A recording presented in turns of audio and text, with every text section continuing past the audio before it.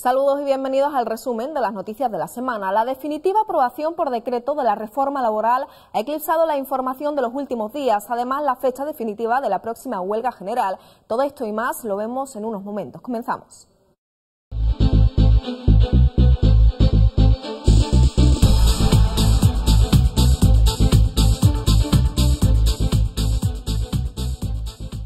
Y esta semana quedaba aprobada la reforma laboral por decreto. El ministro de Trabajo, Celestino Corbacho, califica la reforma de sustancial e importante. El Gobierno generaliza el contrato en 33 días de indemnización. El Consejo de Ministros ha aprobado el decreto ley de la polémica reforma laboral que extenderá los contratos con 33 días de indemnización por año trabajado en caso de despido improcedente. El ministro de Trabajo, Celestino Corbacho, y la vicepresidenta primera del Gobierno, María Teresa Fernández de la Vega, han ofrecido una rueda de prensa para dar detalles sobre dicha reforma. El Gobierno quiere lograr que la recuperación económica se traduzca en más y mejor empleo, en más estabilidad laboral, en más flexibilidad en el empleo y que va a contribuir tanto la estabilidad como la flexibilidad a incrementar la productividad, que es uno de los problemas también de nuestro sistema económico, y la competitividad. Es una reforma sustancial, es una reforma importante, de las más importantes que se han acometido en nuestro país en los últimos años. Los sindicatos, disconformes con el texto aprobado, confían en la vía parlamentaria. A partir del día de hoy, la pelota va a estar en el tejado de los grupos parlamentarios. Y, desde luego, nosotros queremos que, a través de los grupos parlamentarios, explicarles y no descartamos de que podamos convencerles de que este es un atropello inútil, que va a empeorar aún más las cosas y que, por lo tanto, el Parlamento soberano debería de corregir esta orientación, que, insisto, no va a resolver nada, sino que puede empeorar los graves problemas que ya padece el mercado laboral en la sociedad en nuestro país. El texto de la reforma laboral será tramitado ahora como proyecto de ley por el Congreso. Y la subida de la tarifa de la luz y el frustrado modelo energético del Gobierno ha sido el motivo del enfrentamiento de esta semana en la sesión de control en el Congreso a Rajoy y a Zapatero, que no ha dudado de echar la culpa al Gobierno de Aznar. El líder del Partido Popular ha recordado a Zapatero que desde que está en el Gobierno la electricidad ha subido más de un 50%. En solo 6 países de la Unión Europea tienen una electricidad más cara que España. Tensa sesión de control en el Congreso de los Diputados a la espera del decretazo de la reforma laboral. El tema central de la jornada ha sido el incremento del recibo de la luz. El presidente del Gobierno, José Luis Rodríguez Zapatero, ha apuntado a que la culpa del incremento del recibo de la luz la tiene sorprendentemente José María Aznar. Para quitarle hierro al asunto, Zapatero ha asegurado que la subida de la luz a las familias se hará con prudencia y de manera progresiva. Porque durante unos años, fundamentalmente desde el año 2000, hubo una política en este país según la cual no subía la electricidad para los ciudadanos, pero subía el coste de la electricidad. Y lo único que se hacía era diferir el pago de ese coste de la electricidad.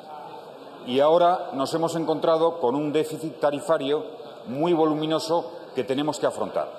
Estos son los datos objetivos. Lo hacemos con la máxima prudencia y de manera progresiva. Silencio, por favor. Porque si no, lógicamente, habría una repercusión mucho más fuerte en los ciudadanos y una situación insostenible en nuestras compañías eléctricas. Hoy ha recordado a Zapatero que desde que está en el Gobierno la electricidad ha subido más de un 50%. Solo 6 países de los 27 de la Unión Europea tienen una electricidad más cara que España. Además, ha señalado que un presidente del Gobierno tiene que asumir sus responsabilidades y ha acusado a Zapatero de estar afectando al poder adquisitivo de los españoles. El líder popular le ha instado a impulsar un modelo energético creíble, barato y con la seguridad jurídica. Por lo visto, la culpa la tiene el Partido Popular, señor presidente. Silencio, por favor. Momento. Un presidente del Gobierno tiene que asumir sus responsabilidades, para eso lo es. El déficit de tarifa en el año 2004 era de 1.400 millones, en el 2004. Hoy es de 18.000 millones de euros, señor presidente. El debate se ha animado un poco más cuando ha tomado la palabra la portavoz del Grupo Popular, Soraya Sáenz de Santamaría, que ha acusado al Gobierno de actuar con despotismo. Lo mínimo que merecen los españoles hoy, de boca de la vicepresidenta primera, es que expliquen por qué los errores del Gobierno están teniendo un coste tan alto y por qué ese coste de los errores del Gobierno lo tienen que pagar siempre en este país los mismos. Pero eso no es lo suyo, señoría. Lo suyo no es dar explicaciones. Yo le voy a definir con una sola palabra cuál es el estilo del Gobierno. Se llama despotismo. Además, en el Congreso, el presidente del Gobierno ha vuelto a contradecir, como ya estamos acostumbrados, a la vicepresidenta del Gobierno, María Teresa Fernández de la Vega, en cuanto a la subida para las rentas más altas. Entre las contradicciones, lo único que se saca en conclusión es que el impuesto aún no tiene fecha concreta para su presentación. Los sindicatos anunciaban esta semana la huelga general al gobierno de José Luis Rodríguez Zapatero. A los sindicatos no les queda más remedio que plantar cara y convocar esta huelga general después de meses de tiras y aflojas y de reuniones interminables unilaterales a 2 y a 3 bandas para pactar la reforma laboral. Fuentes sindicales confirmaron que ambas centrales bajaban el 29 de septiembre con fecha para la protesta. Los órganos directivos de sendos sindicatos en principio preparan a toda marcha su maquinaria para esa jornada. El 29 de septiembre, coincidiendo con protestas con toda Europa. El objetivo es garantizar el éxito de esta movilización. El Partido Popular va a apoyar todas las reformas que sean buenas para los trabajadores de toda España. Ya habéis visto lo que le molesta al Partido Socialista, que digamos que el Partido Popular es el partido que defiende a los trabajadores. Pues sí. Y contra las medidas de Zapatero se movilizan también los guardias civiles. El recorte salarial aprobado por el Gobierno supondrá para este cuerpo de seguridad una bajada de más de 100 euros mensuales. Los guardias civiles también se movilizarán contra el decretazo. Ya han convocado 2 manifestaciones, la primera a nivel regional en Sevilla el próximo 10 de julio y otra nacional el 18 de septiembre en Madrid. El recorte salarial supondrá para este cuerpo de seguridad una bajada algo superior a los 100 euros al mes. Una medida que para la Asociación Unificada de Guardias Civiles supone un mazazo más a un colectivo que denuncian es el más maltratado por el Ejecutivo Central. Los guardias civiles seguimos considerándonos la cenicienta de los miembros de los cuerpos de seguridad del Estado. No solo no se nos equipara como se nos ha prometido tantísimas veces, sino que se nos recorta el poder adquisitivo. Venimos arrastrando un déficit salarial desde el año 82 de un 45% en el poder adquisitivo. En este sentido, explican que la UGC ha presentado un paquete de medidas para recortar gastos en el presupuesto de la Guardia Civil sin tocar los salarios. Entre las propuestas cita Encinas la reorganización de acuartelamientos en la provincia para optimizar los recursos del cuerpo. Es la reestructuración y el cierre de muchos acuartelamientos que no son para nada operativos, unificarlos en núcleos operativos en poblaciones centralizadas geográficamente para prestar un servicio idóneo. En la provincia, la Guardia Civil integra 2.500 agentes que están llamados a secundar el calendario de movilizaciones contra el decretazo. En clave local, el secretario provincial de la Asociación Unificada ha lamentado el retraso del traslado de las 80 familias a la nueva casa cuartel de Cádiz. La obra concluyó en enero, pero la dirección del cuerpo no ha autorizado las mudanzas por unos pagos pendientes con la constructora.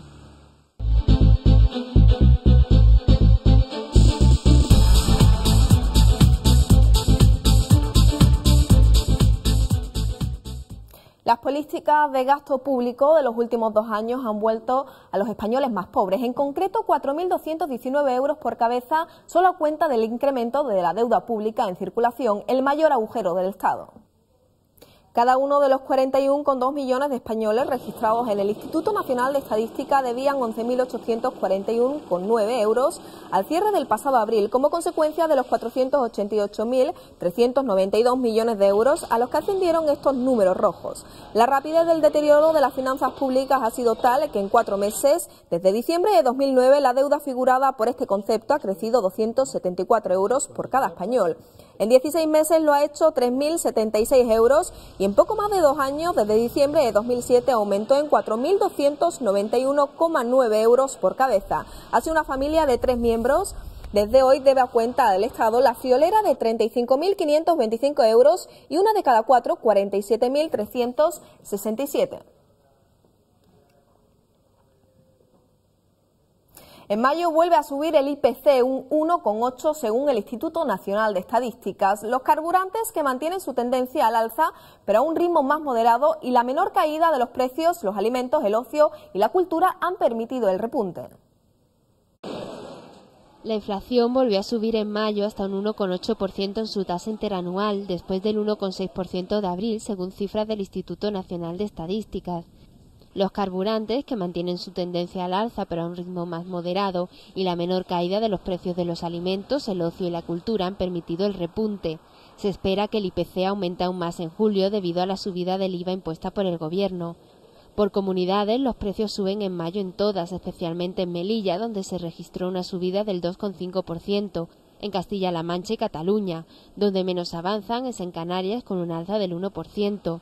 Por su parte, los analistas esperaban que la inflación se mantuviera invariable, con lo que el dato de este viernes disipa todas las dudas sobre una eventual deflación y revela que los precios aceleran su ritmo de subida. Y esta semana tenemos más datos referentes a este caso, a la compraventa de viviendas, que aumentó en abril si lo comparamos en este mismo periodo del año pasado. Por cuarto mes consecutivo parece que se venden más viviendas.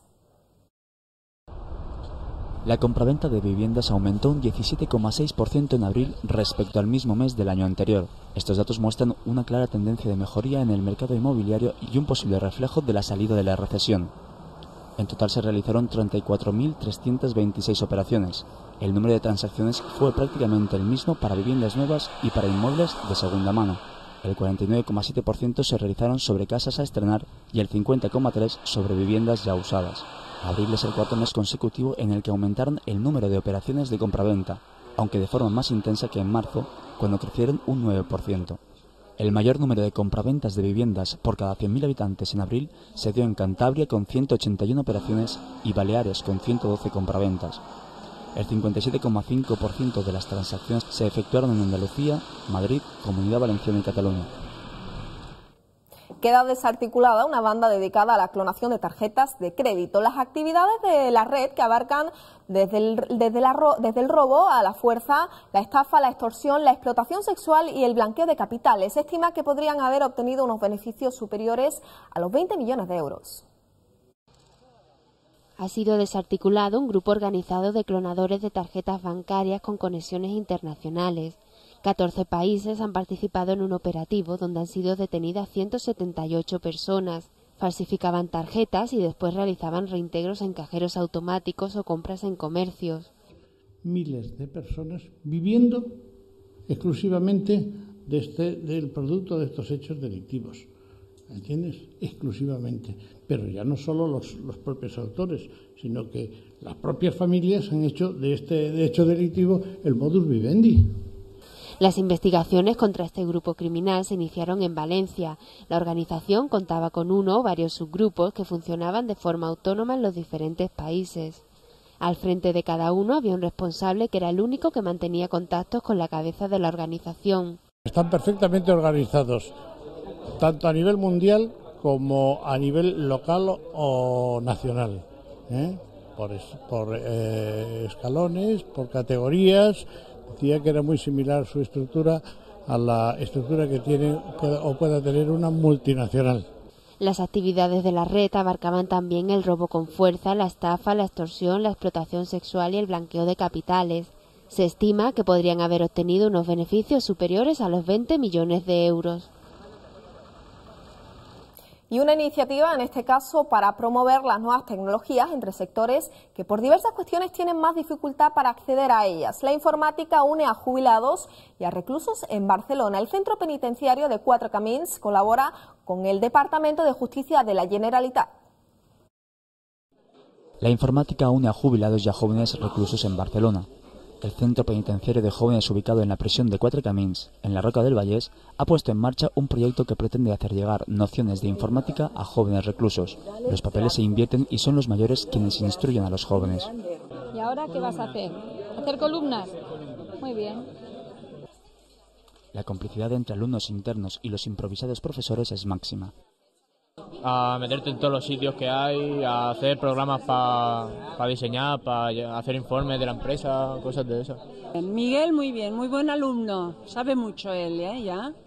Son tan educados, tan atentos, tan respetuosos, que yo como si fuese mi nieto, como si fueran mis nietos. Cualquier duda que tenemos podemos comentársela a ella. En total son 16 chicos entre 18 y 21 años los que reciben estas clases de manera desinteresada.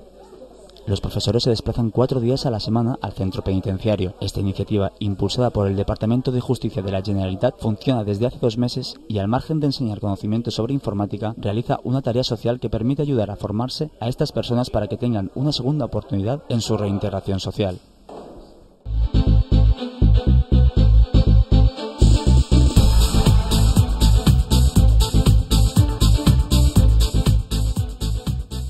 Y más cosas que contarles. Una clínica de Barcelona dice curar la homosexualidad.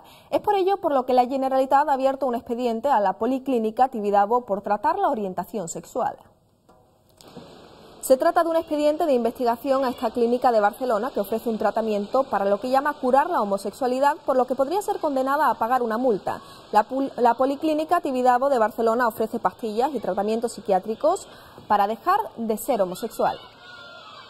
Después de tanto tiempo de terapia, que casi fueron 11 años, tú dices, bueno, ¿de qué ha servido todo esto? Yo todavía sigo pensando, sintiendo, ¿vale? Y queriendo lo mismo. Ay, qué asco, y, ¿sabes? Entonces, claro, tú no quieres pertenecer a ese grupo de separados de la sociedad. Y en la Audiencia Provincial de Madrid se celebró la pasada jornada el juicio contra el acusado de haber transmitido voluntariamente el virus VIH a su exmujer. En el juicio, que se celebró a puerta cerrada, el fiscal solicitó que se condene a este toxicómano de 38 años a 20 años de prisión por 2 delitos de lesiones, al considerar acreditado que el hombre ocultó la enfermedad a su exmujer, que es portadora del virus, y provocó a su hija de 13 años en la actualidad que haya desarrollado la enfermedad. Otro caso del que le hablamos hoy, el de Yasmina, una joven que tenía depresión por baja autoestima. Seguía un tratamiento psiquiátrico, no estaba a gusto con su cuerpo y decidió acudir a una clínica para cambiar. Pues tenía depresión y baja autoestima, o sea, más o menos... ¿Asociada a la imagen? Asociada a la imagen, sí. Me dicen que no hay ningún problema, que todo esto, que voy a mejorar cuando me opere, que voy a estar muy bien, te lo pintan todo de una manera maravillosa. Pues al encontrarme yo mal con mi físico de baja autoestima, pues me recomendaron que me hacía falta una liposucción, una gran pérdida de peso y otro tipo de tratamientos. ¿Qué quería? Bueno, Yasmina, cuando ingresó en la clínica, lo que quería era cambiar. No estaba a gusto, era, insisto, una patología psiquiátrica que había que tratar de base. Y bueno, pues lo que ha hecho es exacerbar toda esa situación. Intenso capítulo de sucesos en esta trágica semana. Un hombre de 36 años, vecino de Girona, ha muerto a consecuencia de una apuesta tras caer de un capó de un vehículo en marcha que conducía un compañero. La víctima y el conductor formaban parte de un grupo de 9 personas, mientras el resto de amigos compraba unos bocadillos, y la víctima se subió al capó de un Ford Escort, del que cayó cuando el conductor hizo un giro a la izquierda, golpeándose en la cabeza contra el suelo. Inmediatamente la víctima ha sido ingresada y ha fallecido con un fuerte traumatismo en la cabeza. También en Cataluña, otro trágico suceso. Un niño de 7 años murió ayer al precipitarse desde un puente del circuito del motociclismo Parc Motor, ubicado en la localidad barcelonesa de Castelloní, en Barcelona. El pequeño sufrió un accidente entre la 1 y las 3 de la tarde. Los Mossos de Escuadra investigan este extraño suceso. Ayer se celebraba en el circuito una jornada abierta de entrenamiento para los pilotos federados y amateurs. Y en la autopista AP7, a la altura de la localidad castellonense de La Peñíscola, 16 personas han resultado heridas, 4 de ellas de carácter grave, en un accidente de autobús registrado esta pasada noche en la autopista. Aún las causas del siniestro no han sido precisas. Al parecer el autobús se salió de la calzada, circuló durante unos 100 metros por fuera de la autopista sin volcar y colisionó finalmente contra un pino.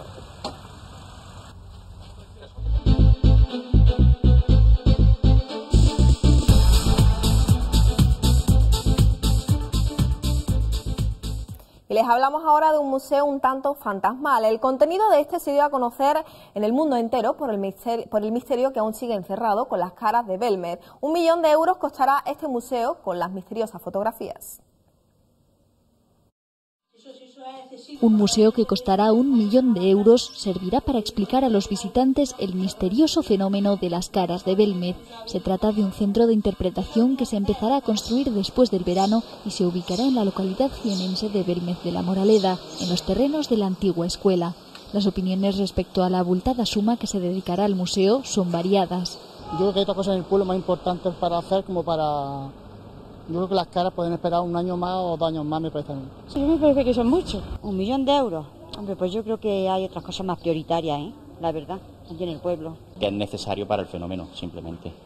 Entonces, bueno, la corporación decidió hacerlo y en la realidad, vamos, se va a hacer.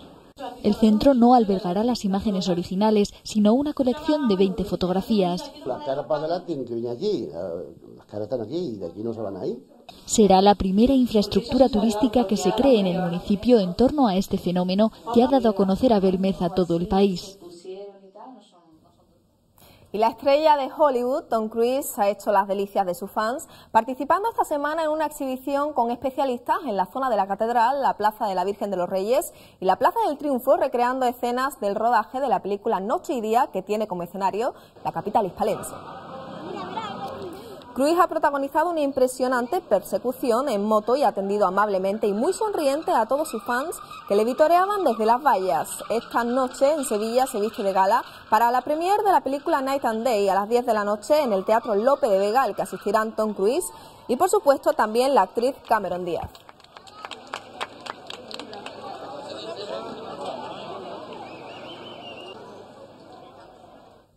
Y con estas imágenes ya nos despedimos hasta la próxima semana, donde les ofreceremos toda la información. Disfruten del fin de semana.